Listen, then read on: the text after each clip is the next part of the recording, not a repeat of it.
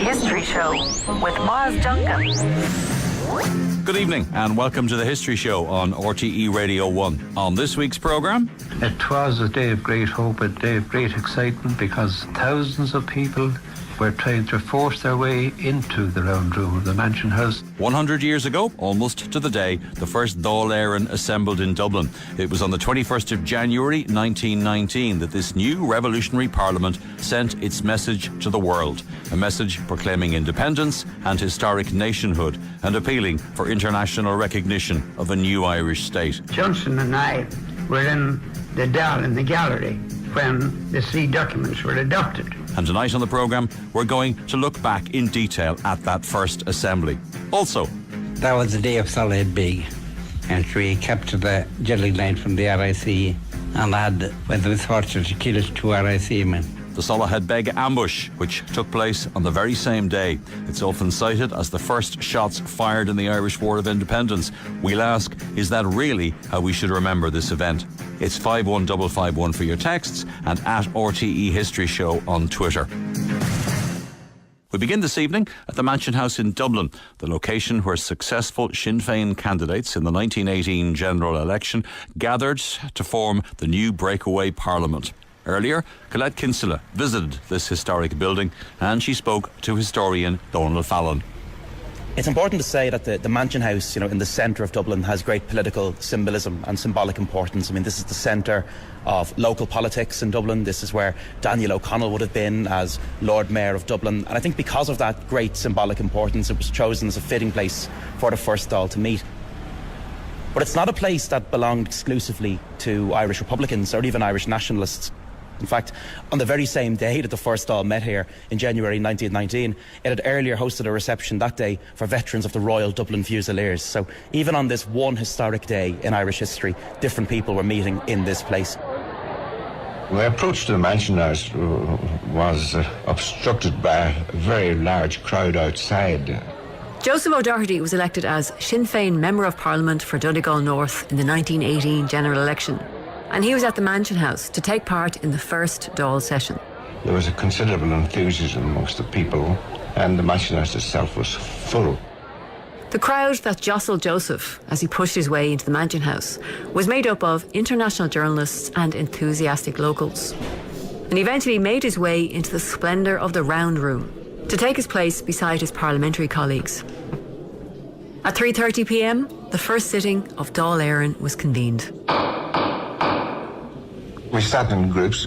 It was very, very formal and very impressive. And my recollection is that all those people who were present there were highly enthusiastic and decorous, and the solemnity of the occasion was deeply appreciated by everybody. The first order of business was the roll call of elected representatives, which, like most of the meeting, was conducted in Irish. And I wonder if the atmosphere in the room would have been affected by how few parliamentarians were actually there. You have 27 TDs present. They were described in 3 terms. They're either Iláthar, which means present, Osláthar, which means not present, or Figlasig Galibh, which means imprisoned by the foreigners.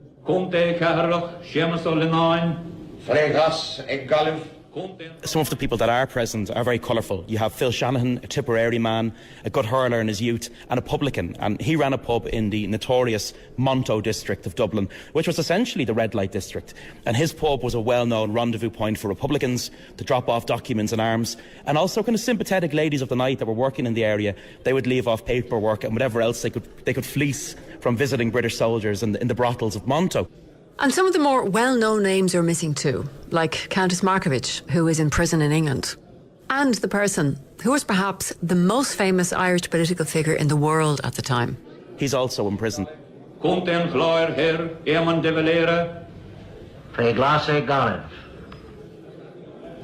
actual programme of the day was all pre-arranged. 3 major documents were read at that first meeting of the Dáil, including a declaration of social policy known as the Democratic Programme. All based, of course, on the proclamation of 1916. I think it's a much more radical document than the 1916 proclamation. The 1916 proclamation has a very poetic language. By comparison, what they read here in the Mansion House, it says, a duty to promote the development of the nation's resources, to increase the productivity of its soil, to exploit its mineral deposits, peat bogs and fisheries, its waterways and harbours in the interests and for the benefit of the Irish people. That is still a radical document even today.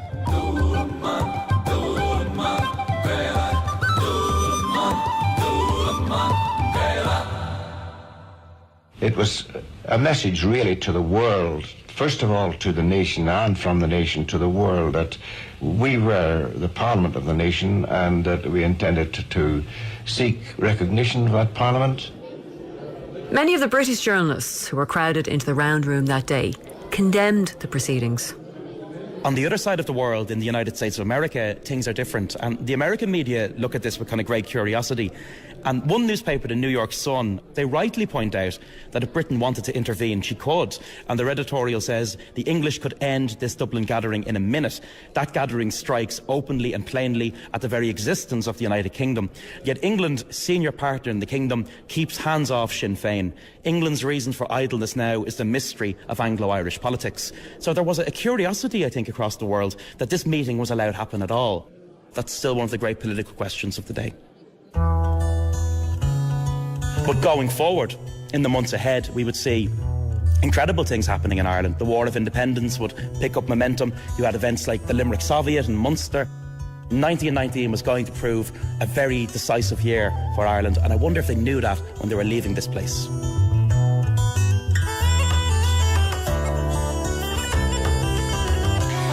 Colette Kinsella reporting there from the Mansion House in Dublin. She was speaking to Donal Fallon about the meeting of the First Dáil on the 21st of January 1919. You also heard some very interesting material from the RTÉ Radio Archives from TD Joseph O'Doherty, and we'll have more from those archives later in the programme. To talk more about this momentous day in Irish history and the events that followed, I'm joined in studio by three guests. Dr. Brian Hanley is Irish History Research Fellow at the University of Edinburgh. Cathy Scuffil is Dublin City Council Historian in Residence, and Dr. Darragh Gannon is Research Fellow in History at Queen's University in Belfast. You're all very welcome indeed.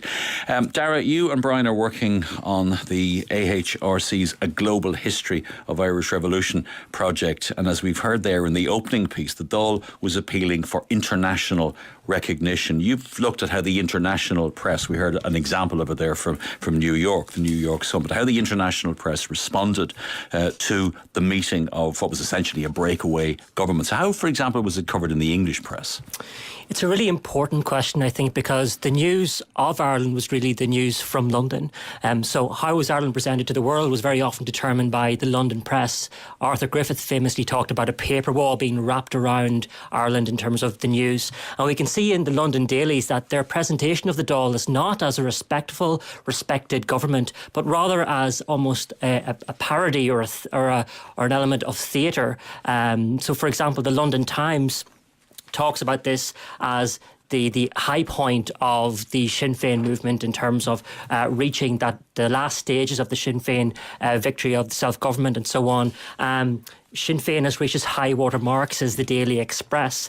So in many ways... So it's all downhill from here on, is what they're suggesting. How can they function as a realistic government? How can they supplant the British regime? And in many ways it's seen as the full culmination of the Sinn Féin project post-1916 rising. This pretends to legitimacy, pretends to legitimate politics.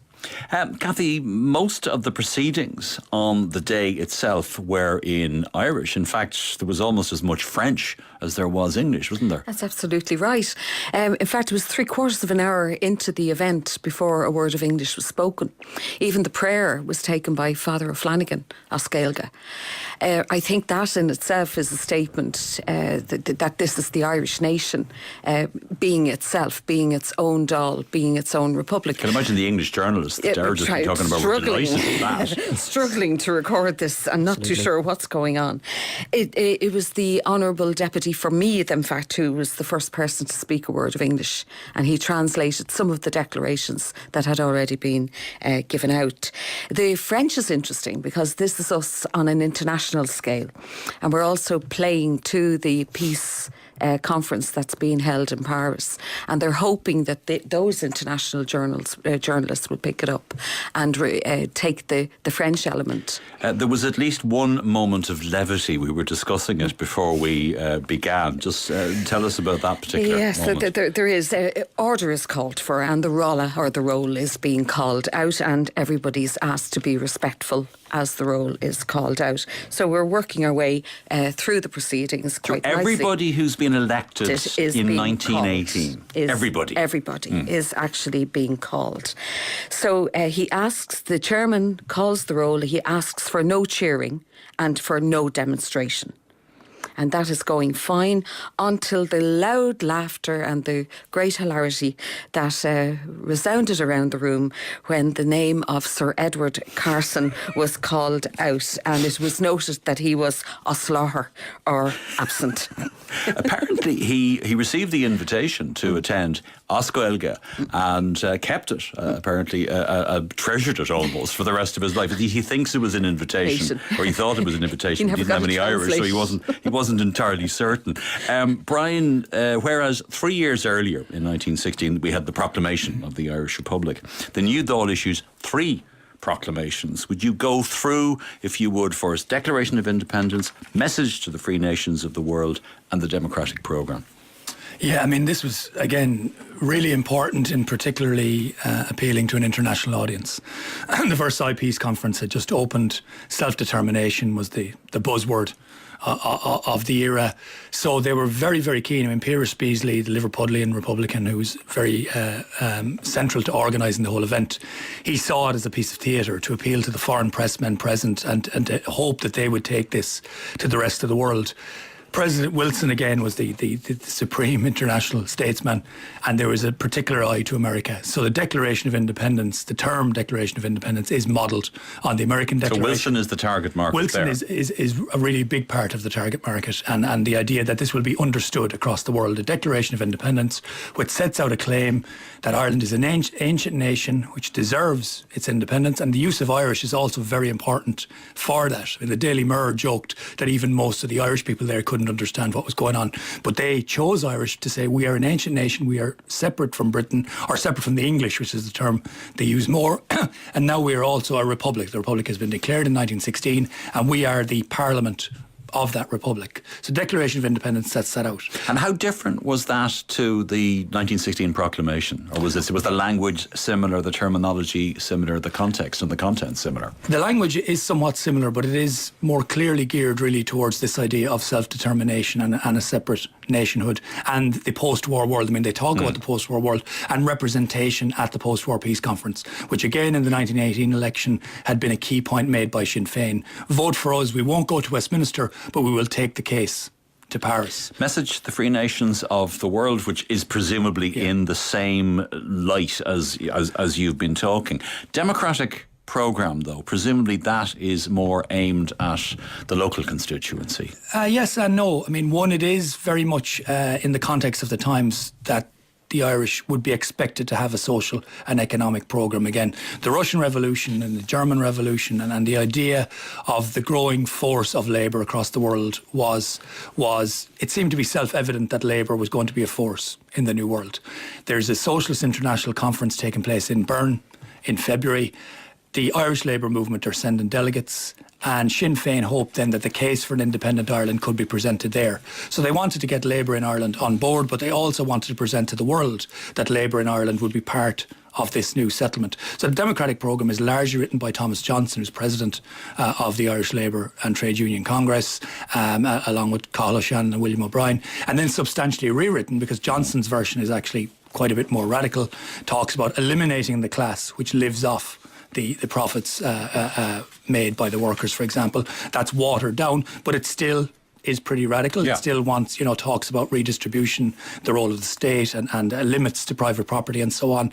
And it's aimed at an international audience, but also shows that Sinn Féin were taking the labour movement in Ireland seriously as well. And Darragh, is this a quid pro quo for Labour must wait in the 1918 general election? The fact that Labour, who could have won seats, undoubtedly in that election, as is shown by subsequent elections and local elections, the fact that they didn't stand. Is this, thank you very much, you can have a democratic programme now? Yeah, there's definitely rhetorical politics going on here in terms of we representing your views in documentary form and therefore legitimising mobilising Sinn Féin, actually, I think more so than the Labour Party itself, in terms of that radical support, that left-wing support. So that's important, but of course it becomes one of those enduring questions of Irish political history. Why must Labour wait in relation to Irish nationalism? But just to go back to those kind of three key foundation documents which you pointed out, I think it's an important point to recognise that the message to the free nations of the world was not only addressed in terms of its titular representation to international opinion, but was actually written in French first. So Piers Beasley, in his recollections in the 1960s, mentions that George Gavin Duffy, who is fluent in French, actually composed that document first, and then it was subsequently translated into English and by committee, among those, for example, J.J. O'Kelly, into Irish. So it was very much written with an international audience in mind, and thereafter presented in Paris. But these documents, Brian, were censored, weren't they? So nobody heard very much about the democratic programme. In fact, arguably, people talk about the democratic programme more now than they did 100 years ago. It's a far more iconic document now for a whole variety of reasons, particularly the idea that the revolution was unfulfilled, that the society that was created was not what people really wanted, and therefore, for the last couple of months and into the next year, people will talk about the democratic programme and its importance. It wasn't widely discussed. The paper of the Labour Movement, The Voice of Labour, doesn't mention the democratic programme at all, even though it's written by Thomas Johnson. Johnson wasn't disappointed. Apparently he had to be stopped from cheering in the public gallery, and he became quite emotional because it was his work that was being read out. But it's not widely discussed at the time. It wasn't published in the mainstream papers, and it isn't until 1922 that on both sides of the treaty debate, it's mentioned quite briefly by Joe McGrath, who says under this treaty the democratic programme can be put into operation, and then later on Liam Mellows, the anti-treatyite, says the democratic programme could be the base of our social policy, but really at the time not widely discussed as much, whereas many of the other things that are talked about, particularly the appeal to the international audience, are really what grips people. I mean, Maura Comerford, a young Republican, says that to her generation it seemed impossible that the great powers, particularly America, could be against self-determination for Ireland, because this is what was being talked about right across the world in 1918. Freedom for small nations. Yeah, unfortunately, realpolitik comes into play there. Maybe we'll have time to go into that a little bit later. But let's go back to the RTÉ Radio archives and stick with briefly the democratic programme. We're going to hear from Cathal O'Shannon Senior, the Irish trade unionist, and here he's talking about how he assisted Thomas Johnson, who was then leader of the Labour Party, to draft the democratic programme, which was read out at the First Dáil. Johnson was given the task of drawing up the draft. My assistance was largely taking some things from Pearse's last pamphlet, The Sovereign People, which showed the influence of James Connolly on Pearse, especially on Pearse's last years. I added that and perhaps one or two other things, and that document then was handed back to Shawn T. O'Kelly. But Johnson and I were in the Dáil in the gallery at the opening of the Dáil when the three documents were adopted. They were all done in Irish. And from, again, those same RTÉ archives, that, by the way, once again, was Cathal O'Shannon Senior. The influence of 1916 leaders like Pearse and Connolly evident in the formulation, the rhetoric of the democratic programme. It quotes the proclamation in its opening lines in its declaration of the right of the people of Ireland to the ownership of Ireland. We're going to hear now from the RTÉ archives from Shawn O'Kelly, who attended the meeting as a boy of 10. His father, Shawn O'Kelly, who was also known as John J. O'Kelly, or more commonly by the nickname Skellig, was the newly elected Sinn Féin representative for the County Louth constituency. He was also one of Cathal Brua's closest associates and deeply involved in the doings of the day. He was one of the few deputies who were not in prison at the time and who happened to be available to attend the First Dáil. He had a couple of tickets.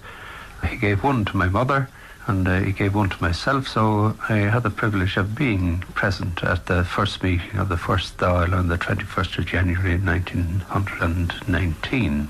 I can remember quite clearly. I remember Cathal Brugha in a raised dais on the floor of the Mansion House. Under him there were 3 or 4 secretaries. Beside him was Father Michael O'Flanagan, who was called upon by Cathal Brugha to pray to the Holy Ghost to send all the blessings that they could onto the new Irish nation and onto the new Parliament of Ireland.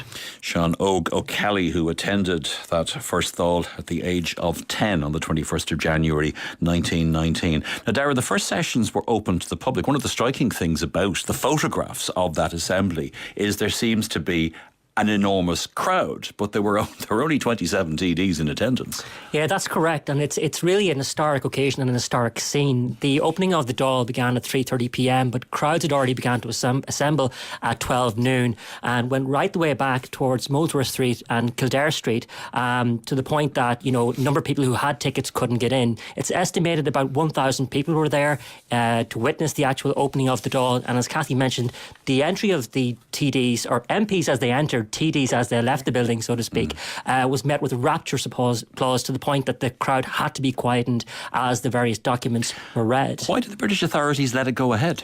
It's a really good question. I think the point needs to be made, going back to the London press and in sync with that they felt that it wasn't a real political establishment. It was, again, theatrical politics in the part of Sinn Féin. And again, if you look at the propagandist value of, for example, the arrest of the German plot prisoners of May of 1918, this could similarly have raised the temperature of Irish nationalism, both in Ireland and abroad, in early 1919. Cathy, you've been looking at how the Irish newspapers covered the assembly, and it wasn't universal acclamation. Absolutely not. In fact, a lot of play is put on the fact that the two flags are in evidence on the day. Just to quote the Freeman's Journal, who in turn are quoting the Irish Times, they mentioned that the display of Union Jacks and Sinn Féin colours at the Mansion House, and they described them as these mingled portents. So it's kind of a very colourful way of describing it.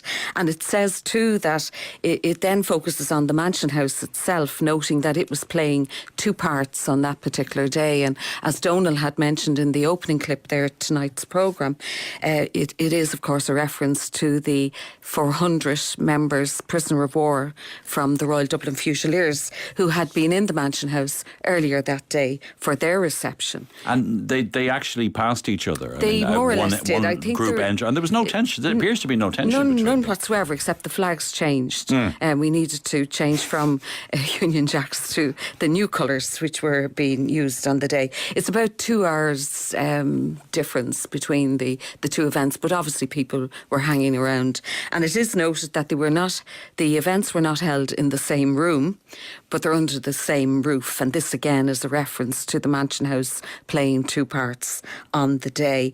There is also a comment on the Lord Mayor, and that's still Lawrence O'Neill, was it? Yeah. Still Lawrence O'Neill, and the newspaper account, and this is an exact quote, and I hope I get the words out properly: a supreme example of the Catholicism with which he puts his fine house at the disposal of all classes of citizens. So that's the descriptions, and that would be what it said in the papers. Right, okay, thank you very much. Wrong time of the day, but whatever. Brian, from a very early stage there was an attempt to set up a functioning government with various departments. I think there weren't that many ministers appointed on the day, but there were some, weren't there? Yeah, I mean, there was very much a real sense that this was going to represent a real Irish government and ultimately a counter-state. And one of the first things they did was dispatch Shawn T. O'Kelly and later on Gavin Duffy to Paris to set up what becomes the foreign mission, the first foreign mission of the Irish Republic. So straight away you've got a diplomatic service, basically. And then for the next year and a half, an enormous amount of time and money is spent in establishing foreign missions, most famously in the United States, but also, all over Europe and all over the globe. There's also then attempts to look at, more so in a few months later when they meet again in April, when they begin to set out the ministries. But it's important to say, of the 27 that are there, some of them aren't there. I mean, Harry Boland and Michael Collins are marked present, but they were actually in England planning the escape of Eamon De Valera. Why were they marked present? Does anybody have any idea? Again, I think there is always a sense that there's other things happening here. Yes. That a lot of the people, you've got a very diverse group of TDs. I mean, you mentioned J.J. O'Kelly. He's also editor of the Catholic Bulletin. J.J. O'Kelly, talks about how much he detests French republicanism, yet he's an Irish Republican. On the other hand, you have Cathal Brugha, who'd,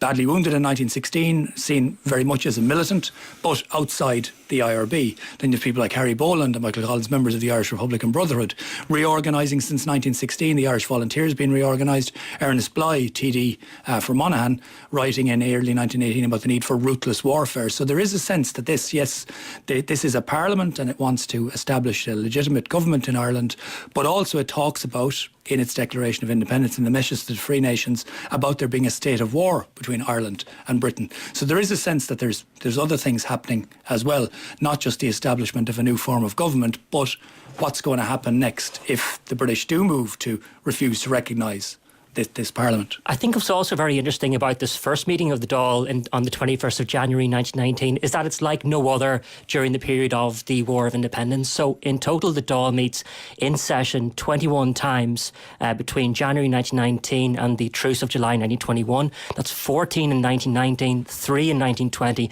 and a further 4 in 1921. However, there are only 4 public sessions of the Dáil, and all of those are before September of 1919, when of course Dáil Éireann is officially proclaimed as illegal by the British government. And so therefore this mass meeting of nationalists with media attention is almost like an historic moment in time, never to be replicated. So there's an unreality to it, but there's also a historical significance to it as well. By contrast, for example, the Dáil cabinet, of which the ministers were appointed in April of 1919 on De Valera's return, manages to meet about once a week during that same period. And I think that's the real functioning government of the Dáil during the War of Independence. You've also been looking at the Paris newspapers. What were they saying on the 21st of January 1919? Yes, I think that the meeting of the First Dáil was very much set to Paris time. We have the French readings of the Declaration of Independence, the message to the Free Nations of the world, and of course, as we know, the Paris Peace Conference met only 3 days earlier with the arrival of President Woodrow Wilson. The French papers are very interesting because they do recognise that this is an international moment. They talk about le proclamation, they talk about le programme de Sinn Féiners. However, very often, especially in the days which followed, they equate the meeting of Dáil Éireann not to a respected parliament, but to other elements of mutiny and rebellion which are taking place around the world, in Portugal, in Russia, in Morocco. And there is a sense, notwithstanding Sean O'Kelly's inability to get through the door at Versailles, that, the Irish cause in the French press is being kept from the leaders of world opinion during this time. So it's a moment in which the Irish Republicans are searching for international recognition, but as Napoleon Bonaparte once famously said, 4 newspapers are more to be feared than 1,000 bayonets. And of course, subsequently, you have the delegation, Sean O'Kelly and George Gavin Duffy, but an Irish-American delegation, a very heavy-hitting Irish-American delegation, arrives to make the case for Ireland at the Paris Peace Conference, and you would have thought would have had a better chance of getting access to Woodrow Wilson, but of course that doesn't happen either. 51551 for your texts, by the way. Our email is history@rte.ie, and we just got an email from Robert Simpson of our very new Technological University Dublin, formerly DIT Bolton Street, and he says that institution is the proud holder of 4 statues by sculptor John Henry Foley, statues that appear in the background of the photos of the First Dáil in the Mansion House round room, and they were moved to Bolton Street in the 1920s. Tens of thousands of students have walked by these statues, Robert says, in our entrance hall without necessarily knowing that the statues witnessed this historical event. Well, I don't know, will they be transferred to Grange Gorman, or will they be left in Bolton Street? Who knows? We'll see what the fate of those statues is. Thank you very much indeed for a very interesting text from, as I say, our very new Technological University in Dublin. We're going to take a quick break, and when we return, we'll be talking about another event that took place in Tipperary on the same day the First Dáil met, and that was the Soloheadbeg Ambush. Follow us on Twitter @RTE History Show. Welcome back to the History Show on RTÉ Radio on 51551 for your texts. On this special programme, we're marking the centenary of the meeting of the First Dáil tomorrow, 100 years ago, on the 21st of January 1919. My guests are Brian Hanley, Cathy Scuffil and Darragh Gannon. And we're joined now also by Shawn Hogan, local historian from Tipperary. Shawn, you're very welcome. Now, the same day Dáil Éireann met for the first time at the Mansion House, coincidentally, 2 officers of the Royal Irish Constabulary were shot dead by members of the 3rd Tipperary Brigade of the Irish Volunteers, and it is commonly held that these were the first shots of the War of Independence. We will unpack that statement or that supposition over the next 15 or 20 minutes or so. Shawn, sum up for us, if you would, what was that operation at Soloheadbeg? What was it all about on the 21st of January 1919? Just a couple of miles, I think, from Limerick Junction. Yeah, Tipperary town. Yes, South Tipperary County Council were working in quarry in Soloheadbeg, and they'd been drilling and were arriving at the point where they were ready for explosives to blow the rock, which they would use then for repairing the roads. And the explosives came from Clonmel to Tipperary town, were held in the military barracks overnight. So the 3rd Tipperary Brigade, the officers got to hear about this. This would be going on, probably would be quite well known in the area that they were ready for blasting. They became aware of this. They watched in the town, had been watching the previous week, which is why we know it is coincidental that it happened on the 21st. And nothing happened the first week. The explosives didn't come. On the Tuesday of the second week, they got word out from the town that the explosives were on their way with an escort of 2 policemen. So they took up their positions close to the quarry in a field, inside the ditch by a gate. And as the policemen and the Gillignite came along, challenged them, and within seconds was over, the 2 policemen were killed. And I suppose the big debate really was whether they intended to kill them or, is really where the big issue emerges. The 2 names that are indelibly associated with this action, Sean Tracy and Dan Breen. We'll hear from Dan Breen himself very soon. But in actual fact, in command was a man called Seamus Robinson. Yes. Robinson was a veteran of the 1916 Rising who'd been invited to Tipperary by a man called Eamon O'Dwyer from Bala, who was in jail with him or interned with him. Robinson was from Belfast originally and who'd lived in Glasgow and, had quite a CV, Republican CV, from his experience of actual combat in 1916. He had come down in 1917, lived in Bala and was involved in organising, there was multiple strands to the whole movement. The volunteers, there was Sinn Féin clubs coming on. So there was a whole broad swathe of organisations being involved throughout 1917, 1918. And that built up over the period. And Robinson was elected when the 3rd Brigade was eventually formed in October 1918. Robinson, although he was in jail, was appointed as the OC of the brigade. Sean Tracy as vice OC. Breen was quartermaster. So yes, you're correct. So Breen is only actually third in command. Third in command. We'll come back to Breen in a few minutes. They expected more than 2 RIC men, didn't they? Well, they weren't sure how many. Somewhere between 2 and 6 they expected, and they were contemplating. And there's interesting accounts left of it besides Breen's account, what people were expecting.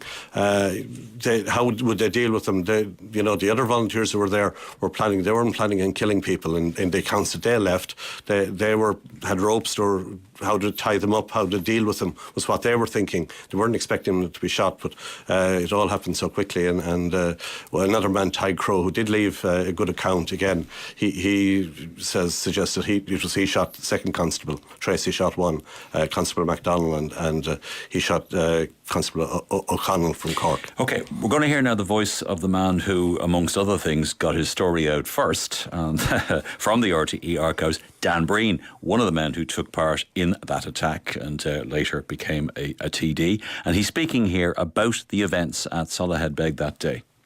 On the 21st of January 1919, that was the day of Soloheadbeg, and we captured the jelly line from the RIC and had, when there was torture, to kill 2 RIC men. Waiting in a very cold quarry for it to come along, with scouts out watching for the convoy to come along. We expected 6 policemen, and only 2 came. We had, I think, 8 or 9 men there altogether. We were willing to fight it out and for it, but only 2 came and they got killed. It was a very cold January day, I remember it well. And once we went into ambush position in the morning, we couldn't leave it till evening. And we had nothing to eat all day. So we felt very shook and hungry. But the taking of the jelly night was a very simple thing. It only lasted about 2 minutes. And that from the RTÉ Archives was Dan Breen with an account of that pivotal attack at Soloheadbeg on the 21st of January 1919, the same day that the Dáil was meeting. Now, Shawn, Dan Breen very, very quickly gets his story out first. My Fight for Irish Freedom, first published in 1924. So is that, and I mean, it's interesting, he uses, in that interview, which would have taken place obviously many, many years later, he uses the term misfortune to kill the 2 RIC men. Yes, wonder was that misfortune for the policemen or for themselves, because they had a tough few years between that incident in 21st of January 1919 and the book being published in 1924. Breen and Tracy and Robinson and another man, Shawn Hogan, went on to become what were known as the Big Four and became involved in several famous incidents. Any relation? No relation. All right. Several incidents throughout the War of Independence, the next one being Knocklong, and then subsequently they moved to Dublin and were involved in a number of notorious shootouts here in Dublin before. Tracy, in fact, was killed here in Talbot Street. Again, another high-profile incident, one that was filmed as well, which is, you know, the aftermath of his killing in the street. So they became quite difficult. Breen was shot 3 times during the period. He was wounded in the rescue in Knocklong. He was wounded in an attack on Lord French in Ashdown in December 1919, and he was wounded again in Fernside and Drumcondra. OK, tell us more then about Knocklong, because that's, in terms of the pecking order, certainly in terms of the pecking order in Tipperary, that seems to be number 2. That was a rescue attempt, a successful rescue. A rescue attempt. Well, mention has been made already. There was another policeman killed in Limerick during an attempted rescue of a prisoner, which led to the Limerick Soviet in April 1919. Hogan was captured after a dance. Hogan was 18 at the time when he went on the run. He was captured after a dance, which is amazing because there were 4 most wanted people in the British Empire with a big reward for them, but they went to a dance as kind of celebrity attendees, you know.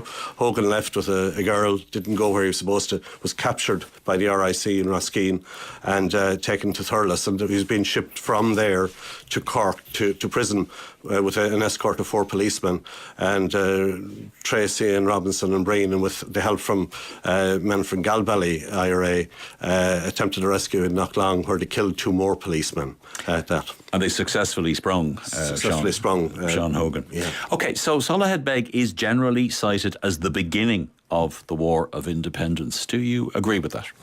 Well, I think it's retrospective. It was a retrospective application. I think Breen, as you say, was first into print, really, with the thing. So as he told the story, it was a nice way to link the narrative of, you know, where he began his book with, you know, coinciding with the Dáil. I think it was a happy coincidence, but it's been an enduring one. It's been an enduring sort of narrative that has stayed with us, and I think it's suit. But if you look back, but I mean, it was dictated by the arrival of the Jellic Night, not by the fact that Dáil Éireann was meeting in Dublin. You could look back 5 years. There was a build-up. I mean, in 5-6 years before that, Tipperary was a nice, quite law-abiding corner of the empire, associated more with the British Army. It's a long way to Tipperary, was really, and it was a whole build-up of events. And I think the key event for me in Tipperary was the conscription crisis of March, April 1918, was really what radicalised Tipperary. It was what gave Sinn Féin the chance to lead. It was allowed these young fellas to become the volunteers. They didn't have to be home to milk in the evening. They could stay out on subversive activity. That was the nature of what went on. And that was the build-up. So you had right through, I mean, you had shootings in Clare, Kerry, in North Cork or West Cork. You know, there was a pensioner shot in Tipperary up in Silver Mines during an attempted robbery, taking, you know, a rifle. That was more than a year before. A year before, you know, so those were 1918. Brian? Yeah, I mean, the about 6 months before in Kerry, 2 volunteers were killed in an attempted raid on a police barracks, and in response the volunteers tried to kill the 2 policemen responsible in Tralee, and they badly wounded them, but they didn't kill them. But nobody considers that the start of the War of Independence. So I think you have to see it as a process. The volunteers had orders since 1917 to secure arms and explosives. One of the main ways of securing them was to take them from the police. And that's what happened in Soloheadbeg. They took the 2 carbines. They held police up and sometimes let them go, but there were increasing clashes on both sides with people being injured. So, you know, the violence doesn't begin on the 21st of January. It had been ongoing since 1917. There was lots of trouble during the 1918 election as well. And, there was a sense that things were radicalising again. And of course, you can't, forget that the fact the Easter Rising was a huge event. And that alone had introduced, a sense of conflict, and that had been building up for years previous to that. Let me get Darragh and Cathy's take on this. Was it the beginning of the War of Independence? Well, I'm not going to give you my answer today, Myles. I'm going to give you Dáil Éireann's answer. All right. About that. Dáil Éireann, for example, only recognised the IRA as the legitimate army of the Irish Republic in 1921. In March 1921, right? Yeah. So, if you're to take, not that this is factually, correct in terms of the beginning of a war, so to speak, but it's quite interesting to note that the representative government of the Irish people only acknowledged the IRA in legitimate terms. What are you talking about? 4 months before the truce or something like that? Yes, exactly. And one of the key aspects of that, of course, is that this is all dictated by publicity. So De Valera just returns from the United States in December of 1920, and he's very much geared towards presenting the IRA and the Irish Republic as the legitimate army and government of the Irish people. And to that point, Erskine Childers becomes Director of Propaganda/Publicity in March, and he says by declaring the IRA the legitimate army, we are offsetting British propaganda that states that the IRA are murderers, criminals and a murder gang. And this, is a major step change in relations between Dáil Éireann and the IRA. Cathy? Yeah, it's an interesting one. And as Shawn said, in some ways it was retrospective, connecting the two. But if you look at the way things moved on, there's still the Irish Volunteers at that point. They only become the IRA sometime later.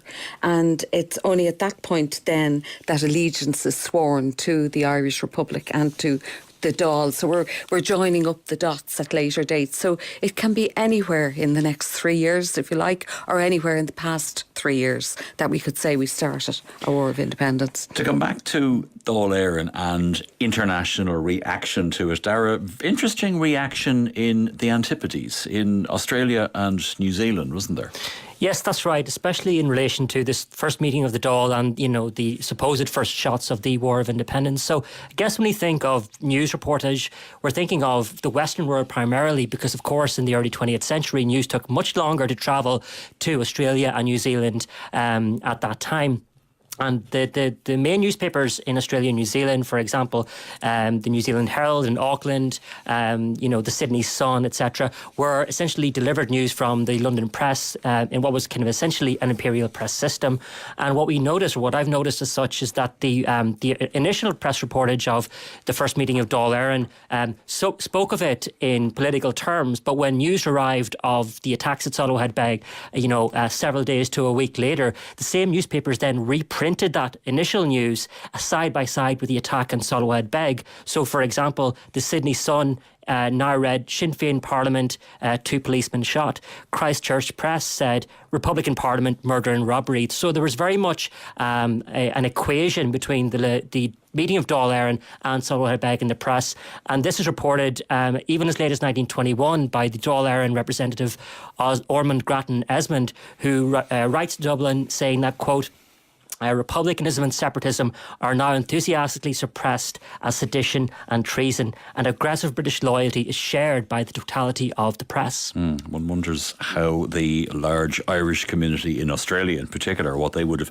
made of that. Brian, we're talking obviously about the centenary of a hugely significant event which took place tomorrow 100 years ago, but in many ways the second session of Dáil Éireann in April is perhaps more significant, or it's not more significant than the Declaration of Independence, obviously, but it is very significant. There are more TDs in attendance, for example. Yeah, well, De Valera is there, and that's very important. Mm-hmm. And also people like Collins and so on, and they're given their official posts, and Collins is Minister for Finance. And again, it still makes me smile when we hear that the British weren't supposed to know what he looked like, given that, he was photographed and there was newsreel footage. A photograph of the Dáil meeting, with which they're all in, and then a little later in the year, the Ministry for Finance launch the Dáil loan to try and raise money for the Republic, and he appears in a little movie to publicise that, which is shown in cinemas across Ireland. Yeah, so it's shown in cinemas, but it's shown in cinemas in some instances at the point of a gun, as far as I recall. It's suppressed, and of course by this point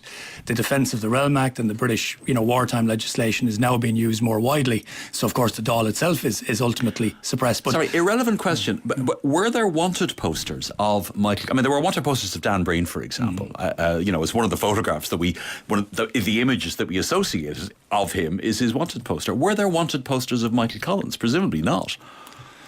I haven't seen them. I've seen posters in his volunteer uniform. If you haven't seen them, they don't exist, Brian. Well, he was certainly simple as that. There were Republican posters of him in his volunteer uniform, so there were photographs if people wanted to use them to find him. But again, the significance, of course, is that he's got these two roles. On the one hand, he's Minister for Finance. On the other hand, he's Director of Intelligence and centrally involved in the reorganised Irish Volunteers, which are rapidly, the Army of the Republic, and people are beginning to use the terms interchangeably. But the foundations of the counter-state, both inside and outside Ireland, are more firmly, embedded in April 1919. And you begin to see again this interesting collection of people because, on the one hand, Cathal Brugha, the militant, the unrepented, almost dies in 1916. On the other hand, Owen MacNeill, who opposed the Easter Rising, they're still part of this movement. James O'Mara, who's very wealthy Limerick businessman, close confidant to De Valera, had been a Home Rule MP 15 years earlier. And on the other hand, there's the young militants like Boland and like Collins who are quite clear that it is going to take some level of physical force to secure this recognition, and they're all part of this coalition. This is where this parallel administration, this parallel government really begins to emerge, is in April, with ministerial appointments, some of those ministers being highly successful, including Collins himself as Minister for Finance, in creating a separate civil service, administration, bureaucracy, call it what you will. Legal system, Republican police, the Dáil courts, immediately loads of problems across the country and land disputes and so on, and an attempt to make the Dáil courts that people will go to settle their problems rather than the British courts and so on, the Republican police rather than the RIC. I mean, possibly more important than any violence in 1919 is the decision of the Dáil to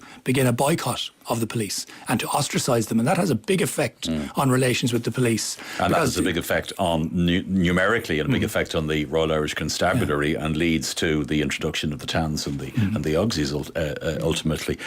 Go and watch The Wind That Shakes the Barley if you want to see, particularly in relation to the Dáil courts, if you want to see a very interesting representation, and a very accurate, I think, representation of the Dáil courts. Okay, we're going to take a break, and we will come back and we will finish talking about the First Dáil and the Soloheadbeg Ambush and the implications of both. Follow us on Twitter at RTÉ History Show. Welcome back. We're spending the hour talking about the meeting of the First Dáil on the 21st of January 1919, also the Soloheadbeg Ambush, which took place the same day.